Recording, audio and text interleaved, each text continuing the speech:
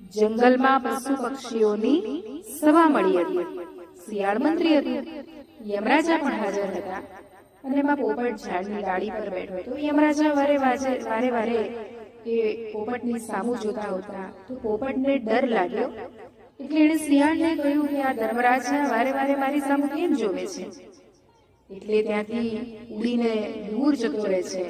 શિયાળ એ ધર્મરાજાને પૂછે છે કે તમે કોઈની એ સામું લઈને પોપટની સામું વારે વારે કેમ જોતા હતા?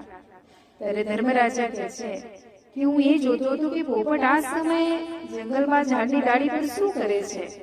એનું મૃત્યુનું સ્થાન તો દરિયા કિનારો છે. તો પોપટ ઉડીને ક્યાં ગયો હશે? દરિયા કિનારે.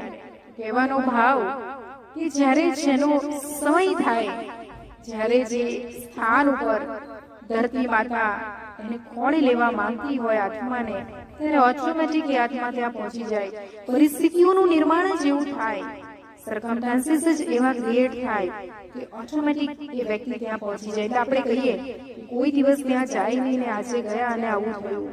ઘણીવાર આપણે એકબીજાને દોષ આપતા હોય છે કે આમનું માનીને ત્યાં ગયા, આમની બરાબર દવા ના કરી, આમને બરાબર ખાવા ના મળ્યું. જો ખાવા મળ્યું હોત, દવા વ્યવસ્થિત થઈ હોત તો એ બેઠા થઈ જાત. એટલે આપણે ક્યારેય કોઈને દોષ ના આપીએ, કેમ કે દરેકનું સ્થાન અને સમય એ નિશ્ચિત હોય છે. બીજી વાત આપણે જોઈએ કે મૃત્યુ એટલે શું? ડ્રેસ અને એડ્રેસ બદલવાની વિધિ કે શરીરરૂપી વસ્ત્ર પણ બદલાઈ જાય છે.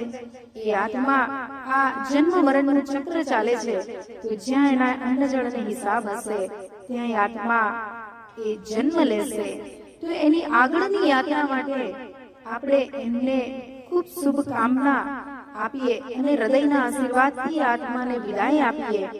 કેમ કે આપણે જોઈએ છીએ કે કોઈ આત્મા યાત્રા માટે જતી હોય તો આપણે એને ગુડ વિશેષ આપીએ છીએ. તો આપણે એક નવી મુસાફરી છે, અહીંયા અંત નથી આવતો.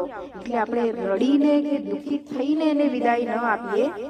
અને બીજી વસ્તુ આપણે જોઈએ કે પુણ્યનું ખાતું જેટલું આપણું સાથે આપણે જીવન દરમિયાન ભેગું કર્યું હશે એ જ આપણી સાથે જાય છે.